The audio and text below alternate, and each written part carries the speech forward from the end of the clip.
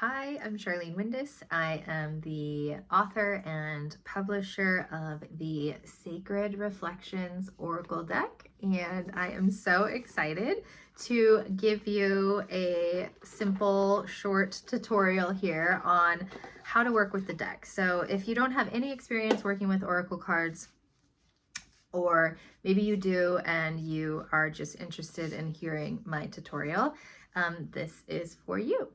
So once you get your Sacred Reflections Oracle deck, the first thing that I like to do is just connect to the deck spiritually and energetically, and also just sort of cleanse the deck of anything that maybe isn't the highest good, any energy it might have picked up in transit or in manufacturing or in the store that it might be resting. And this is super unique and individual to each person, this process. I think it's a creative process, so there's no right or wrong as I move through this tutorial. So I just recommend that you take what feels good and just apply that versus saying, oh, okay, this is the only way to do it. So it's not going to mess up your deck. It's not going to create any issues if you don't do any of the things that I am talking about in the tutorial. So I do want to say that before I continue. So once you have your deck, the first thing that you can do is cleanse the energy of the deck of anything that's not the highest good. And you don't want to cleanse the energy that was charged into creating this deck with the artist Angela Santiago, who brought this beautiful deck to life, or with me, who wrote the guidebook and the cards and downloaded those images. You want to keep that spiritual charge. So we're just saying, we ask that this deck is cleansed and cleared of anything that is not the highest good. You can do that as a prayer, as an intention, as a blessing, or you can give it a little smoke bath with some resin or incense or herbs. You can also just knock on your deck, which is my favorite. And when I knock, I'm just imagining and visualizing that any energy that's not the highest good is being returned to the earth. So that's my favorite way to do it. But you can do it in any way that feels good to you. Then what you're going to do is take your deck and hold it to your heart.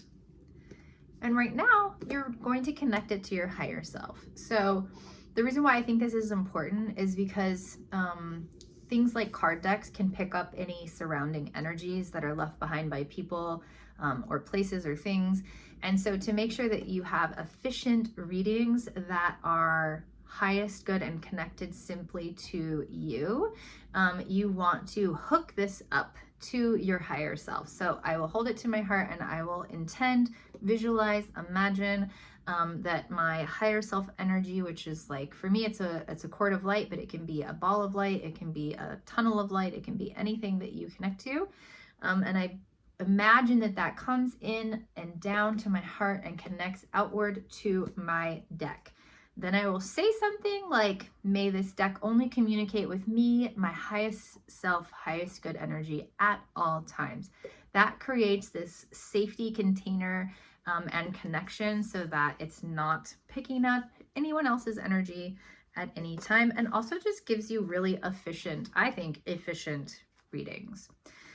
So that's pretty much it. You've got your deck, you've cleansed your deck, you've hooked it up to your higher self, and now you're ready to get started.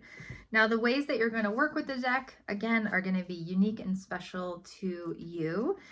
In the guidebook, there are a number of suggested readings that you can work with.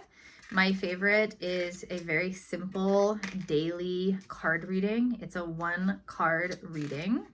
And it's something that you can do when you wake up or at any time of the day. And you will simply shuffle your deck with the intention of this single card pull.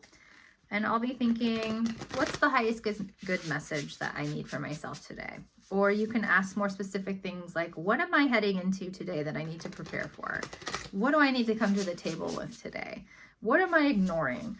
What needs my attention? You can ask any of those questions while you shuffle. Now, I like to shuffle 3 times and then pull a card. That way my energy knows what I'm going to be doing and where to place those cards.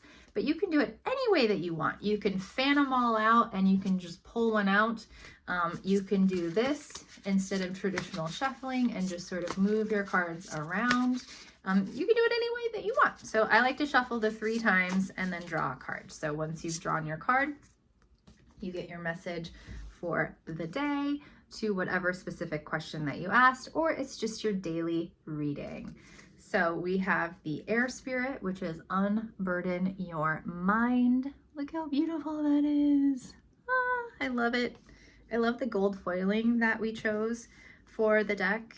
It just makes it so sparkly and so pretty. So now you can go to your guidebook and you can read the message there and integrate that message, or you can simply just look at the card, the color, the theme, the subtitle, the feeling, the vibe, and just take that through your own intuitive senses versus looking at the book, or you can do both. So we'll go to the book and just kind of check out what the message is here. Air spirit, all elements have the innate capacity to energetically rejuvenate the mind, body, and spirit. Today, the air spirit emerges as your ally. Liberate your mental load, easing the burden on your mind, and anchoring your thoughts in nature. In the tranquil realm of air spirit, you're encouraged to release the weight that clings to your thoughts and soul.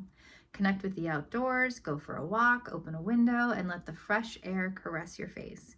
Releasing the weight of worry and stress with the refreshing breath of air spirit will ease your mind and provide the mental spaciousness needed to ground your thoughts effectively. Trust in the cleansing process of air spirit and let your spirit dance on the winds of clarity and peace. So I just find them to be so empowering, so insightful, so encouraging, and just really fun. And that's why I like to work with oracle cards in general. Now, if you want something a little bit more deep, you can go for another type of a reading. So instead of the 1-card reading, or you could start with the 1-card reading, you could head into a 3-card reading. So you could do a existing challenge, energy, or situation. You could do a what message do the cards have for me today? What are my strengths? You could do a past, present, future. You could do a mind, body, spirit.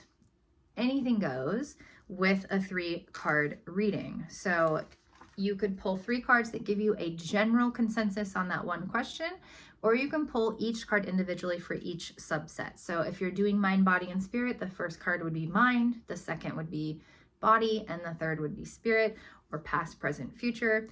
First card would be past, second present, and then the last card is future. So you can really divide it out like however you want. Also, I really love this flip box. It's like magnetic and it has a really cute little blessing inside. I love this so much. I'm so proud of it. I'm so excited to share it with you. So then we can get a little bit deeper, and this is all within the guidebook here, but we have a pathway reading, which is if you have a decision to make, a job to go to, a move to make, things like that. It's just going to give you some insight to sort of like what the energies are that you might be walking into. There's a forecast reading, which you can do on your birthday or any time of the year. It's great for New Year's. Just gives you an insight to the year ahead. You can do a relationship reading, so you can ask specifically about a relationship, or you can ask about work or anything that you really want in general. But I just like the card readings for the daily insight to just be a supportive tool along the way and help guide you throughout your day, give you some focus and intention for the day, and just help set the tone for the day. So I really like doing them in the morning with coffee or tea, but they can be done anytime. So that's a quick little tutorial on the deck. That's how you hook it up. That's how you cleanse it. Those are some reading ideas. Shuffling is just completely up to you. And yeah, have fun. And let me know if you have any questions.